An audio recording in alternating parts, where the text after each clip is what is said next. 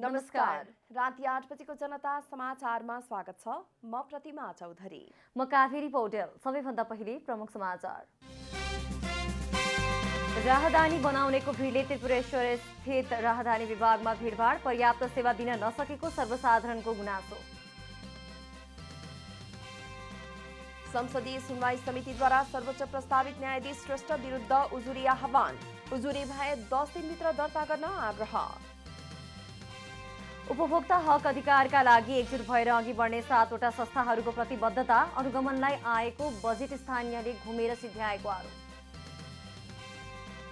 Ukraine आक्रमणका लागि रुसले चीनसँग सैन्य र आर्थिक सहयोग मागेको अमेरिकी अधिकारीहरूको दावीबारे चीन भने अनभिज्ञ।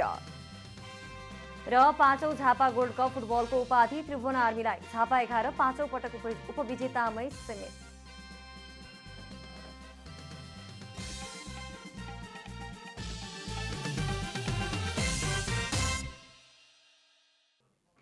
अब पूरा समाचार।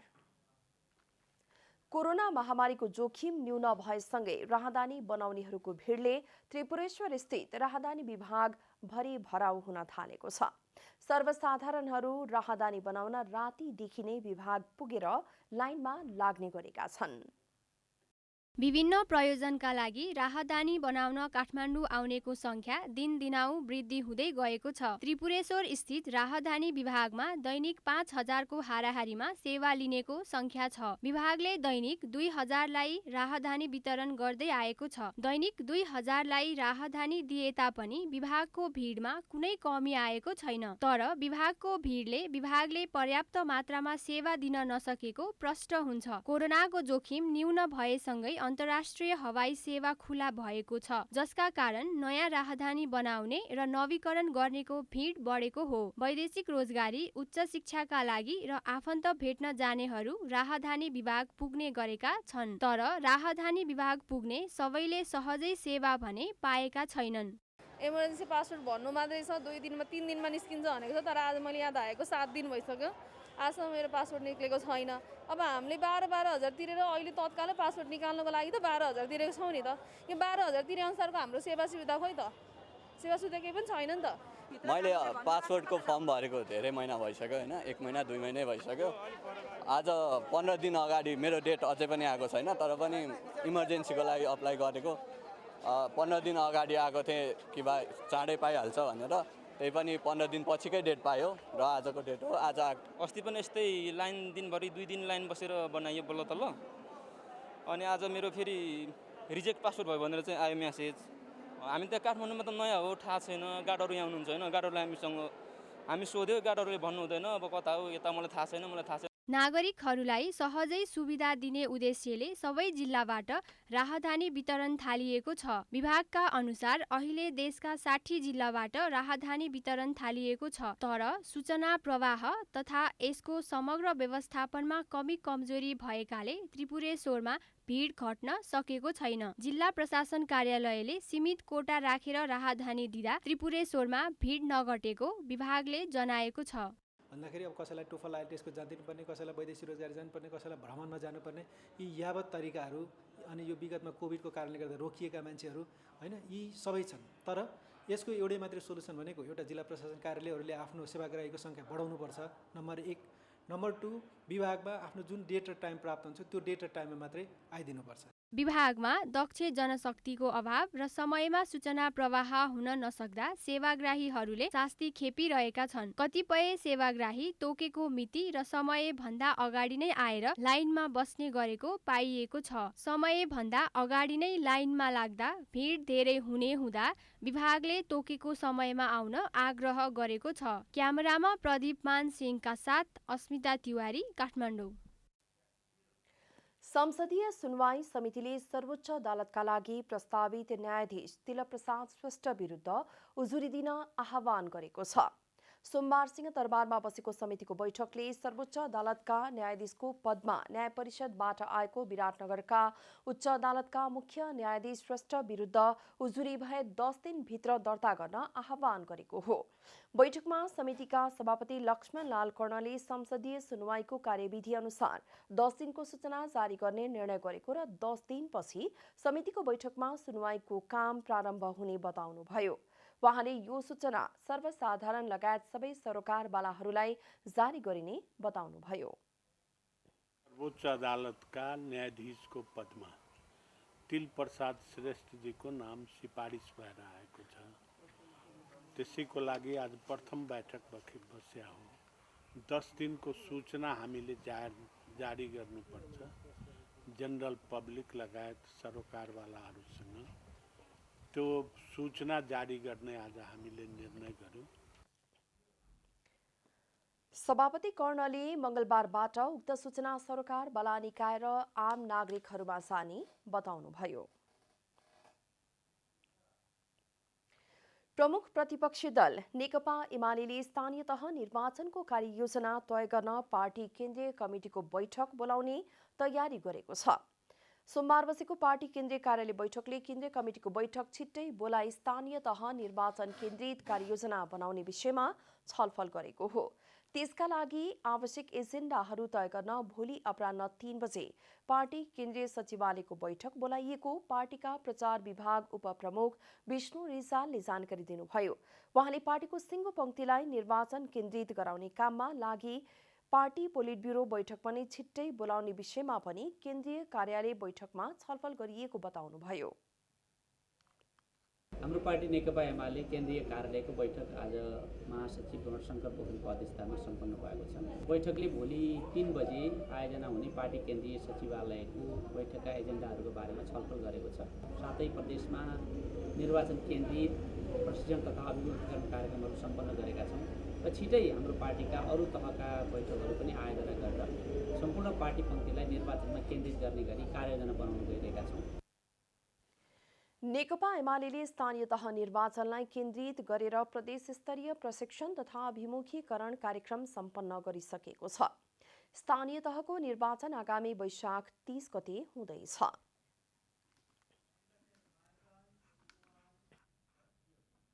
जनता समाजवादी पार्टी नेपालका अध्यक्ष उपेन्द्र यादवले स्थानीय तहमा पार्टीलाई प्रभावकारी बनाउन महत्त्वपूर्ण भूमिका खेल्न नेता तथा कार्यकर्तालाई निर्देशन दिनुभएको छ।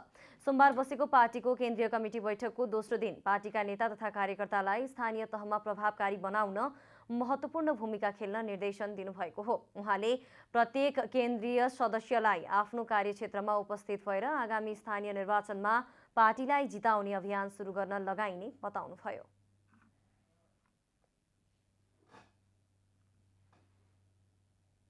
प्रत्येक केन्द्रीय सदस्य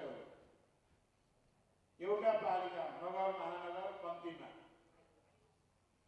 निर्वाचन अभियन्ताको रूपमा निर्वाचन अभियानलाई सञ्चालन गर्न त्यहाँ रहनुभएका सङ्घीय परिषदका साथीहरू, प्रदेशका साथीहरू, जिल्लाका साथीहरू, गाउँ नगर वडा लगायतका विभिन्न पार्टीका अङ्ग तहमा काम गर्ने साथीहरूसँग समन्वय गरेर अभियान चलाउँ र यसरी गयौँ भने मलाई के लाग्छ भने प्रत्येक पालिकामा हामी प्रभावकारी हुन्छौँ र आफूले जिम्मा लिएको पालिकालाई जिताउनका लागि एउटा भरमग्दुर प्रयत्न गर्छौँ।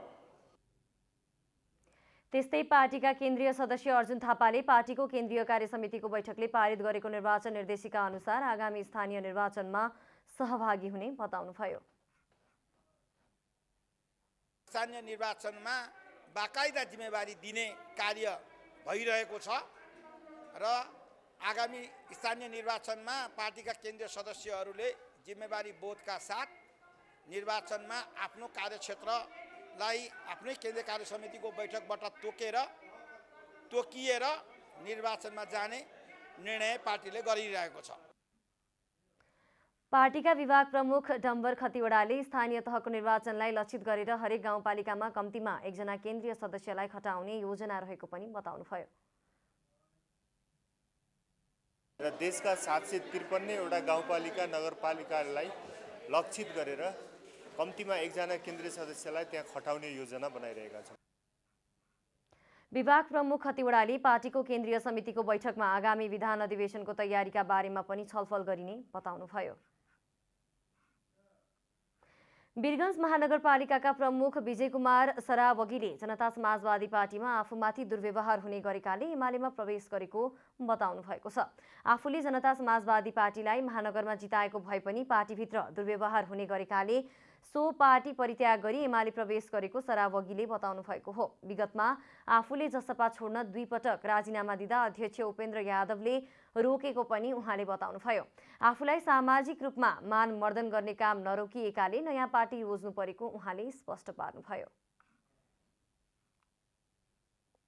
हाम्रो माननीय अध्यक्षजीले उपेन्द्र यादवजीले त्यति बेला पनि मलाई रोक्ने प्रयास धेरै गर्नुभयो, म रोके पनि आफूलाई।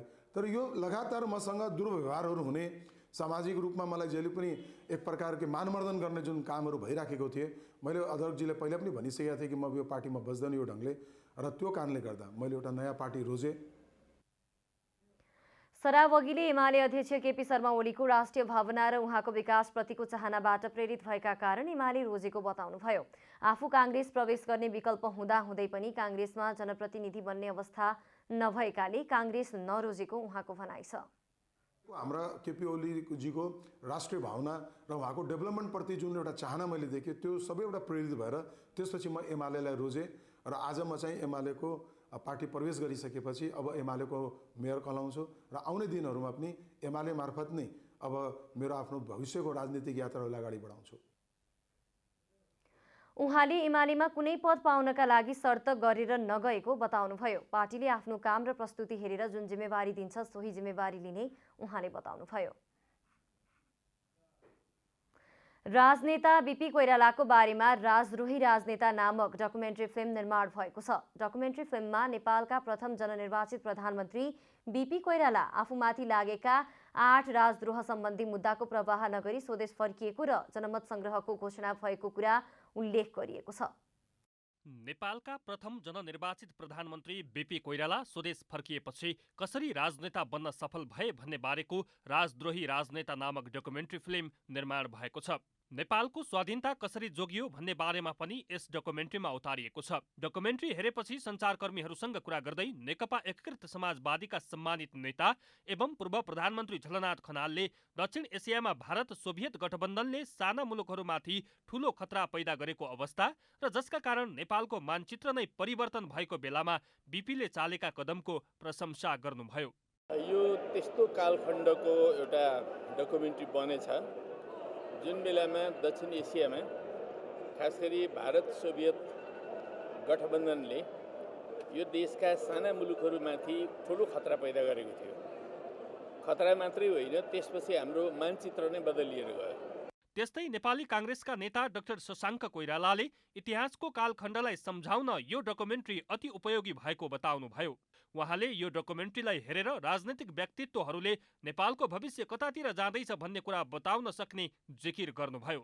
इतिहासका ती कालखण्ड हुन् जुन महत्त्वपूर्ण कालखण्ड राजनीतिमा, नेपालको राजनीतिमा वर्तमान परिस्थितिमा हामीले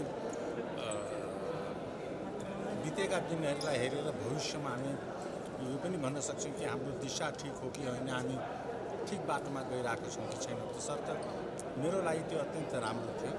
त्यस्तै राजनैतिक विश्लेषक डाक्टर राम थपलियाले बीपीले जहिल्यै सत्य, न्याय, प्रेम र यथार्थतालाई अँगालेको बताउनुभयो। उहाँले बीपीको राष्ट्रिय मेलमिलापको औचित्य आज झनै महत्त्वपूर्ण रहेको बताउनुभयो। बीपीले जहिले पनि 4वटा चिजलाई समेटेको देखिन्छ: सत्य, न्याय, प्रेम र यथार्थता जस्ता विषयलाई समेटेको देखिन्छ। त्यसैले यो राष्ट्रिय मेलमिलापको औचित्य आजको दिनमा अझ बढी महत्त्वपूर्ण छ।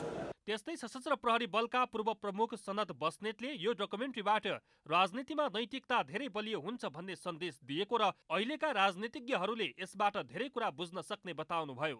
अहिलेको राजनीतिज्ञहरूले यो डकुमेन्ट्रीबाट राजनीतिमा नैतिकता धेरै बलियो हुन्छ अनि नैतिक बलमा नै अडिनुपर्छ राजनीति भन्ने कुरो भन्ने सिकिदिए भने ठुलो उपलब्धि हुन्छ जस्तो लाग्छ मलाई र धेरै मेहनत गर्नु भएको छ।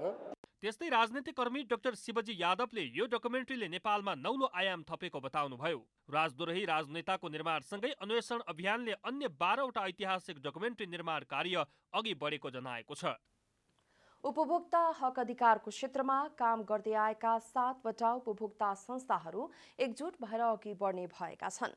अन्तर्राष्ट्रिय उपभोक्ता दिवसको अवसरमा सोमबार 7 संस्थाहरूले काठमाडौँमा संयुक्त रूपमा पत्रकार सम्मेलन गर्दै एकजुट भएर अघि बढ्ने प्रतिबद्धता जनाएका हुन्। अधिकार कर्मीहरूको कार्यक्रममा उपभोक्ता हित संरक्षण मञ्च, उपभोक्ता अधिकार अनुसन्धान मञ्च, राष्ट्रिय उपभोक्ता मञ्च, उपभोक्ता मञ्च नेपाल, नेपाल उपभोक्ता महिला बालबालिका लगायतका संस्थाहरूले उपभोक्ताको हक हितका लागि एक भएर काम गर्ने प्रतिबद्धता जनाएका छन्। संस्थाहरूले 7वटै संस्था 7 तिरबाट आफ्नो बाटोमा हिँड्दा उपभोक्ताको हक हित र अधिकार स्थापित गर्ने अभियान सफल पार्न नसकिएकाले राज्यले समेत उपेक्षा गरेको उपभोक्ता हित संरक्षण मञ्चका अध्यक्ष ज्योति बानियाले बताउनुभयो। त्यस हुनाले हामी 3 वर्ष पछाडि तपाईहरुले मिडियाका साथीहरुलाई नोटिसमा रहन्छ, 3 वर्षपछि हामी यो म्युचुअली जान नसके पनि एकअर्कासँग चाहिँ के छ सहकारी गर्ने मोडमा गइरहेको अवस्था छ। कसैले केही पनि पहिला जसरी हुन्थ्यो नि त यो अस्तित्वमै नभएको भन्ने स्थिति हुन्थ्यो। हामी 7वटा संस्थाहरू 3 वर्ष सँगै छौँ। कार्यक्रममा राष्ट्रिय उपभोक्ता मञ्चका अध्यक्ष प्रेमलाल महर्जनले एकले अर्का संस्थाको अस्तित्व स्वीकार गरेर काम गर्न नसक्दा उपभोक्ता हक हितको अभियान सफल नभएको धारणा राख्नुभयो। उहाँले संविधानमा नै उपभोक्ता अधिकारको व्यवस्था गरे पनि स्थानीय तहहरूले बजार अनुगमन नगरेर अनुगमनको लागि आएको बजेट राराताल र पोखराको फेवाताल घुमेर सिध्याएको आरोप लगाउनुभयो। अनि अनुगमनको लागि आएको पैसा, उपभोक्ता सचेतनाको लागि आएको पैसा राराताल घुमेर फेवाताल घुमाएर सिध्याइराखेको हो। अनि हामी यहाँ कोठामा बसेर हामीलाई बजेट चाहियो भनेर चाहिँ पाउँछ, त्यो कुन नीतिसम्म पाउँदैनन्। हामी एक ठिका भएर सरकारको टेबल ड्याममै जबसम्म ठोक्न सक्दैन, जबसम्म त्यसको कट्ठाल त्यो सरकार जसले बजेटिङ गर्छ, जसले बजेटरी चाहिँ मोनिटरिङको सिस्टमको काम गर्छ, त्यसलाई कट्ठालो समातेर हामीले ल तैँले गर्ने कि नगर्ने नभनेसम्म यो उपभोक्ता अधिकार कर्मीलाई हेप्छ नै। त्यस्तै उपभोक्ता अधिकार अनुसन्धान मञ्चका अध्यक्ष माधव तिमल सिन्हाले उपभोक्ता सम्बन्धी स्पष्ट नीति नभएकाले पनि राज्यले उपेक्षा गरेको दावी गर्नुभयो। जो हामीले के भन्छ त मियो बिना घुमिरहेको छौँ क्या, नीति छैन हाम्रो। नेसनल कन्ज्युमर प्रोटेक्सन भनेर हाम्रो त्यो राज्यको नीति के भन्दा हामीले बनाउन नसकेको अवस्थामा हामी नीतिगत तहमा कमजोर भएको कुराले गर्दाखेरि के हो त राज्यले हामीलाई हेपिरहेको अवस्था छ। हेप्छ नि राज्यले त। उपभोक्ता अधिकार कर्मीहरूले जनता मूल्य वृद्धिको मारमा परेको अवस्थामा समेत वाणिज्य तथा आपूर्ति मन्त्री बनाउन नसकेको भन्दै अब अधिकारको लागि लड्ने संस्था एक भएर राज्यलाई दबाब दिने तयारीमा लाग्ने प्रतिबद्धता जनाएका छन्। नेपालमा 60% जनता कृषिमा आबद्ध छन्। कुल गृहस्थ उत्पादनमा 25.8% योगदान रहेको कृषि पेशालाई अझै पनि सम्मानजनक रूपमा हेरिँदैन। त्यसो त कृषि क्षेत्रप्रति राज्यको उपेक्षा छ नै, लगानी गर्न बैंक वित्तीय संस्था समेत हच्किने गरेका छन्। कृषि क्षेत्रको तमाम सम्भावना हुँदाहुँदै पनि उत्पादकत्व र बजारीकरण बढाउन नसक्नु चुनौती बनेको छ कृषि प्रधान मुलुक नेपालको। कृषिलाई आधुनिकीकरण र व्यावसायिक बनाउन बैंक तथा वित्तीय क्षेत्रले लगानी बढाउन पर्नेछ, तर त्यस्तो हुन सकेको छैन। मौद्रिक नीतिले 2082 को असार मसान्तसम्ममा वाणिज्य बैंकहरूले कुल कर्जाको 15% कृषि क्षेत्रमा कर्जा प्रवाह गर्नुपर्ने व्यवस्था गरेको छ। नीतिगत व्यवस्थापछि कृषि कर्जा प्रवाहमा दबाव बढे पनि वास्तविक कृषकहरूले सहज र सुलभ रूपमा कृषि कर्जा पाउन नसकेको गुनासो यथावत छ।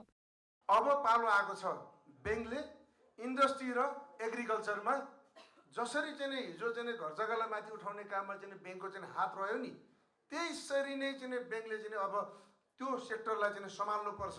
यो देश बनाउने हो भनेदेखि हामीले चाहिँ नेतालाई मात्रै गाली गरेर हुँदैन, हामी काम गर्ने सेक्टरका मान्छेले पनि त्यो हिसाबले काम गर्नु पर्यो र बैंकिङ सेक्टरले पनि यो चाहिँ काम गर्ने सेक्टर हो भनेर चाहिँ हामीलाई अलिकति चाहिँ प्राथमिकतामा राख्नु पर्यो।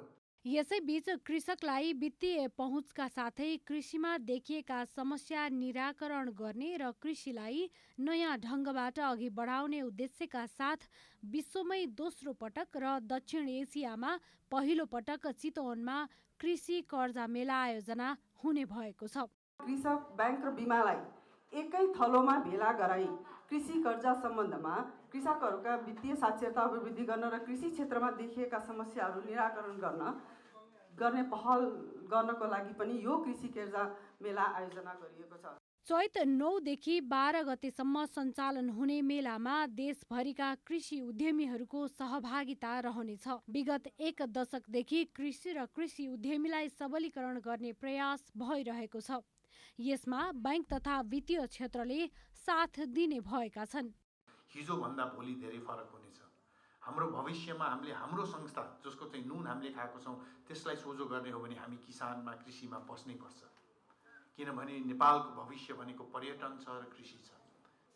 अपर्च्युनिटी छ, पैसा छ, नीति नियम छ, तर चाहिँ राइट मान्छेहरूसँग पुगेको छ कि छैन, कृषकहरूकासँग यो इन्फर्मेसनहरू पुगेको छ कि छैन, त्यसको आउटपुट चाहिँ त्यसरी नै आएको छ कि छैन भन्ने कुराहरू चाहिँ हामीले त्यो कुरा पनि हेर्नुपर्छ। अब अहिले हामीले हेर्दा कि लगभग 600 अर्बको हाराहारीमा कृषि क्षेत्रमा चाहिँ लगानी छ अहिले करेन्टली। त्यति हुँदाखेरि पनि हामीले त्यतिको त्यसको रिजल्ट हामीले देखेका छौँ त। चितवनमा सञ्चालन हुने कृषि कर्जा मेला र बैंकहरूले कृषि क्षेत्रमा लगानी गर्न देखाएको तत्परताले अब नेपालको कृषिप्रतिको धारणा बदलिने र युवाहरूको उत्साह बढ्ने अपेक्षा गरिएको छ। कृषिलाई सम्मानित पेसाका रूपमा बुझ्न थालिए यसप्रतिको आकर्षणसँगै आयात प्रतिस्थापन गर्न सकिनेमा बैंकर र कृषि क्षेत्रमा संलग्न हुनेहरूको विश्वास बढेको छ। क्यामेरामा शैलेन्द्र गोविन्द मातेका साथमा रूपा घिमिरे, काठमाडौँ। ऊर्जा जलस्रोत तथा सिंचाई मन्त्री पम्फा भुसालले विद्युतको आन्तरिक खपत वृद्धि गर्न सरकारले आवश्यक काम अगाडि बढाएको बताउनु भएको छ। सोमबार ललितपुरमा आयोजित जलविद्युत परियोजनामा बाढी पूर्व सूचना प्रणालीको व्यवस्था तथा स्थानीय निकायहरूसँगको सहकार्य र समन्वय विषयक कार्यक्रमलाई सम्बोधन गर्दै मन्त्री भुसालले विद्युतको आन्तरिक खपत वृद्धिका लागि सरकारले आवश्यक कदम अगाडि बढाइरहेको बताउनु भएको हो। नेपाल नवीकरणीय ऊर्जाका लागि दक्षिण एसियाकै केन्द्र बन्न लागेको उल्लेख गर्दै उहाँले जलविद्युत आयोजनाको निर्माणको काम उत्साहित रूपमा अगाडि बढिरहेको बताउनुभयो। सरकारले सन् 2028 सम्ममा 15,000 मेगावाट जलविद्युत उत्पादन गर्ने लक्ष्यका साथ काम गरिरहेको उहाँले बताउनुभयो। नेपाल सरकारले पनि देशमा उत्पादित विद्युतलाई देशभित्रै खपत बढाउन तथा छिमेकी राष्ट्रलाई निर्यात गर्न आवश्यक नीति नियम र वातावरण तयार गरिरहेको र जलविद्युतलाई दिगो विकासका निम्ति चाहिँ प्रयास गरिरहेको कुरा यहाँहरूलाई विदितै छ। हाम्रो सरकारले 2028 सम्म 15,000 मेगावाट जलविद्युतको विकास गर्ने लक्ष्य अनुरूप हाम्रो मन्त्रालयले त्यो काम गरिरहेको छ। मन्त्री भुसालले देशको अर्थतन्त्र जलविद्युतको केन्द्रमा रहेको बताउनुभयो। देशभित्रका निजी क्षेत्र, सबै वित्तीय क्षेत्र र अन्तर्राष्ट्रिय क्षेत्रको समेत लगानी विद्युतमा रहेकाले सो लगानीलाई जोखिममा पर्न दिन नहुने उहाँले बताउनुभयो। सरकारले जोखिम न्यूनीकरण गरी आयोजना निर्माण गर्नका लागि आवश्यक नीति तथा निर्देशिका बनाउन र विभिन्न निकायहरूसँग समन्वय गरी आवश्यक पहल गरिरहेको उहाँको भनाइ छ। महानगरीय ट्राफिक प्रहरी महाशाखाले उपत्यकाका विभिन्न स्थानबाट हराएका 21वटा सवारी साधन फेला पारी सम्बन्धित धनीलाई हस्तान्तरण गरेको छ। सोमबार महाशाखामा एक कार्यक्रमको आयोजना गरी महानगरीय ट्राफिक प्रहरी महाशाखाका प्रमुख प्रहरी वरिष्ठ उपरीक्षक उमेश राज जोशीले विभिन्न कम्पनीका 16वटा मोटरसाइकल र 5वटा स्कुटर सम्बन्धित धनीलाई हस्तान्तरण गर्नुभएको हो। 1 महिनाको अवधिमा खोजी गर्दा उपत्यकाका विभिन्न स्थानमा सो सवारी साधनहरू फेला परेको जोशीले बताउनुभयो। उहाँले सवारी साधनको सुरक्षामा संवेदनशील हुन पनि सवारी धनीलाई आग्रह गर्नुभयो।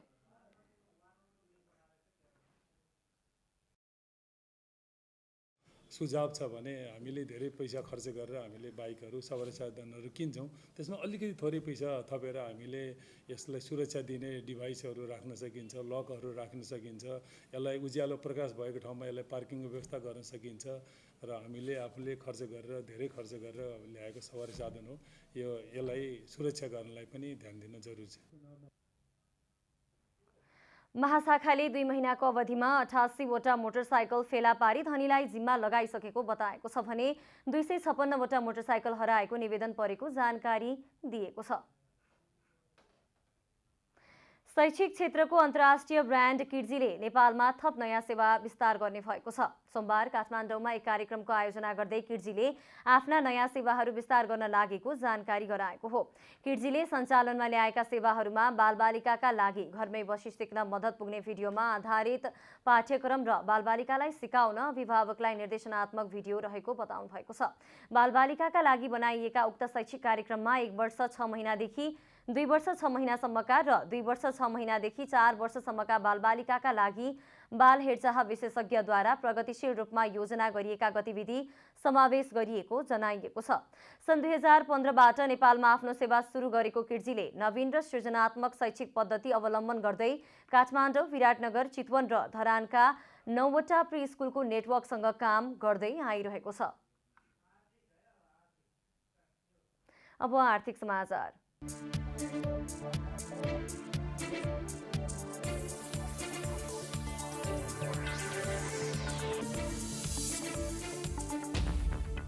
यातायात व्यवस्था विभागले सवारी चालक अनुमतिको आवेदन मङ्गलबारदेखि बन्द गर्ने भएको छ। विभागका अनुसार हालसम्म परेको अनलाइनबाट आवेदनहरू टुङ्गोमा पुर्याउनु पर्ने र सेवाग्राहीको चापलाई मध्यनजर गर्दै अर्को सूचना नभएसम्मका लागि थप आवेदन लिने काम बन्द गर्न लागेको हो। चैत 1 गतेदेखि अर्को सूचना प्रकाशन नभएसम्मका लागि सवारी चालक अनुमति पत्रको अनलाइन आवेदन प्रणाली बन्द रहने विभागको भनाइ छ। करेन्ट चाउचाउ उत्पादक यशोदा फुड्स कम्पनीले नयाँ चाउचाउ र चिज बल्स बजारमा ल्याएको छ। कम्पनीले सोमबार काठमाडौँमा पत्रकार सम्मेलन गरी पहिलो पटक करेन्ट चिज एन्ड बटर र करेन्ट मसरुम नुडल्स स्वादको नयाँ चाउचाउ र चिज बल्स बजारमा ल्याएको जानकारी गराएको हो। उद्योगले सुपर प्रिमियम चाउचाउ अन्तर्गत current cheese and butter, current mushroom noodles, current instant noodles र करेन्ट चिज चिकन पिज्जा नाम र स्वादको चाउचाउ बजारमा ल्याएको हो। सुपर प्रिमियम चाउचाउ अन्तर्गत नेपालमै पहिलो पटक current cheese and butter, current mushroom noodles family प्याकमा उपलब्ध गराउन लागेको कम्पनीले जनाएको छ।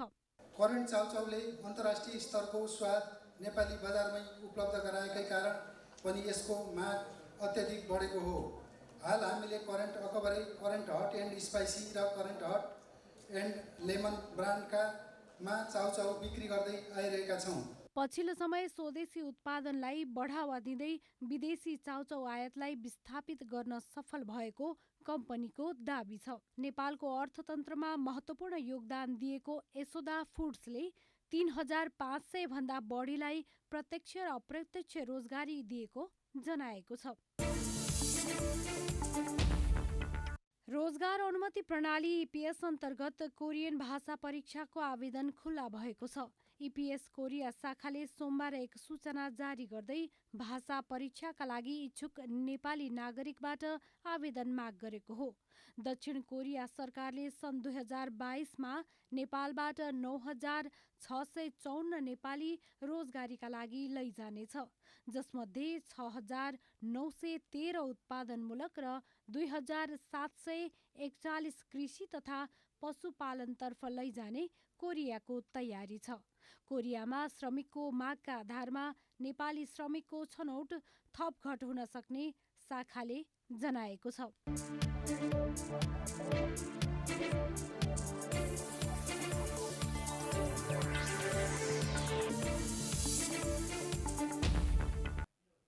अब खेलकुद समाचार।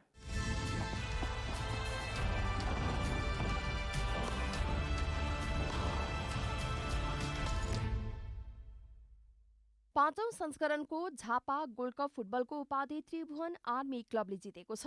बिर्तामोड स्थित डोमालाल राजवंशी रङशालामा आज भएको फाइनल खेलमा घरेलु टोली झापा 11लाई 2-1 गोल अन्तरले हराउँदै आर्मी च्याम्पियन बनेको हो। आर्मीलाई जित दिलाउन टेक बहादुर बुढाथोकी र जर्ज प्रिन्स कार्कीले 1-1 गोल गरेका थिए। झापाका विमल घरती मगरले 1 गोल फर्काए। आर्मीले चौथो पटक झापा गोल्ड कपको उपाधि जितेको हो।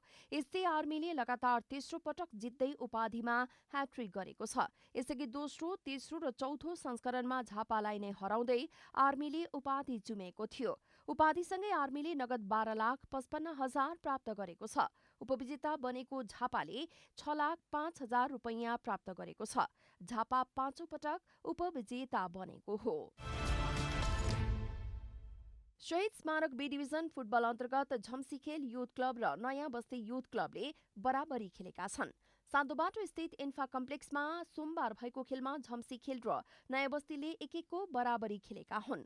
झम्सीखेलका लागि सञ्जय रम्तेल तथा नयाँ बस्तीका लागि सुमन योङ्गियाले गोल गरेका थिए। खेलको 14 मिनेटमा सुमनले गोल गर्दै नयाँ बस्तीलाई सुरुवाती अग्रता दिलाएका थिए।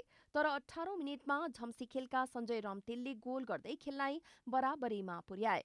बराबरीसँगै नयाँ बस्तीले 5 खेलबाट 7 अङ्क जोड्दै तालिकाको चौथो स्थानमा यथावत रहेको छ। यता झम्सीखेलले 5 खेलबाट 6 अङ्क जोडेको छ। त्यस्तै सोमबारै भएको दोस्रो खेलमा टुसालले खुमलटारलाई 3-0 गोल अन्तरले पराजित गरेको छ। टुसालले 5 खेलमध्ये दोस्रो जित दर्ता गरेको छ। सोमबारको नतिजासँगै टुसालले 6 अङ्क जोडेको छ। यता 5 खेल खेलेको खुमलटारको यो तेस्रो पराजय हो। खुमलटारले 2 खेल जित्दै 6 अङ्क जोडेको छ। आइसिसी महिला विश्वकप क्रिकेट दक्षिण अफ्रिकाले साबिक विजेता इङ्ल्यान्डलाई 3 विकेटले पराजित गर्दै लगातार तेस्रो जित हासिल गरेको हो। 236 रनको लक्ष्य दक्षिण अफ्रिकाले निर्धारित 50 ओभरको 4 बल बाँकी छँदा 7 विकेट गुमाउँदै पटक पनि पराजित भएको छ।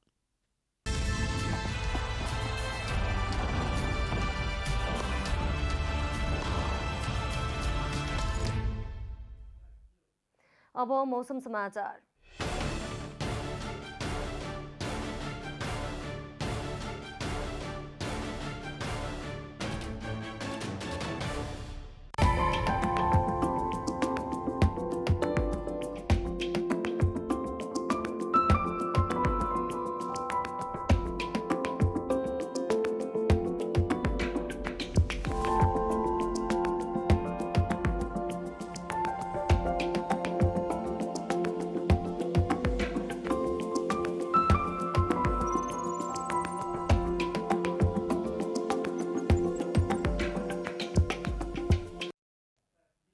अन्त्यमा आजको डायरी। आगामी वैशाख 30 गते हुन लागेको स्थानीय तह निर्वाचनका लागि 79वटा राजनैतिक दल दर्ता भएको आयोगका प्रवक्ता शालिग्राम शर्मा पौडेलले जानकारी दिनुभएको छ। स्थानीय तहको निर्वाचन प्रयोजनका लागि दर्ता हुन निवेदन प्राप्त भएका 80वटा राजनैतिक दलको निवेदनका सम्बन्धमा जाँचबुझ गरी 26 फागुनको आयोगको निर्णयअनुसार 79वटा राजनैतिक दलहरू दर्ता भएको पौडेलको भनाइ छ। प्रमुख प्रतिपक्षी दल नेकपा एमालेले स्थानीय तह निर्वाचनको कार्ययोजना तय गर्न पार्टी केन्द्रीय कमिटिको बैठक बोलाउने तयारी गरेको छ। आज बसेको पार्टी केन्द्रीय कार्यालय बैठकले केन्द्रीय कमिटिको बैठक छिट्टै बोलाई स्थानीय तह निर्वाचन केन्द्रित कार्ययोजना बनाउने विषयमा छलफल गरेको हो। वीरगञ्ज महानगरपालिकाका प्रमुख विजय कुमार सरावगीले जनता समाजवादी पार्टीमा आफूमाथि दुर्व्यवहार हुने गरेकाले एमालेमा प्रवेश गरेको बताउनु भएको छ।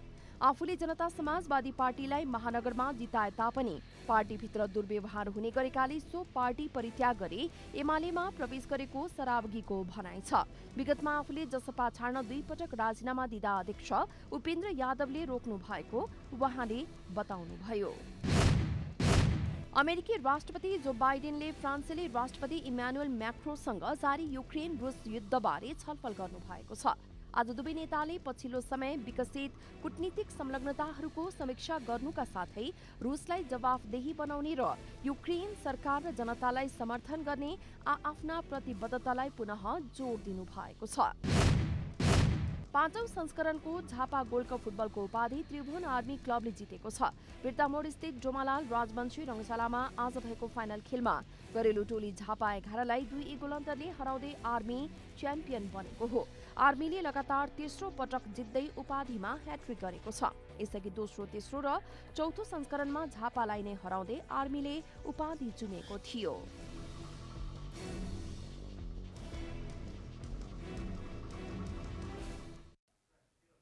जनता समाचार अहिलेलाई यति नै। जनताद्वारा जनताका लागि प्रसारित जनता टेलिभिजनका कार्यक्रमहरू युट्युब, ट्विटर, फेसबुक र हाम्रो वेबसाइट जनतासमाचार.com मा पनि पढ्न र हेर्न सक्नुहुनेछ। नमस्कार।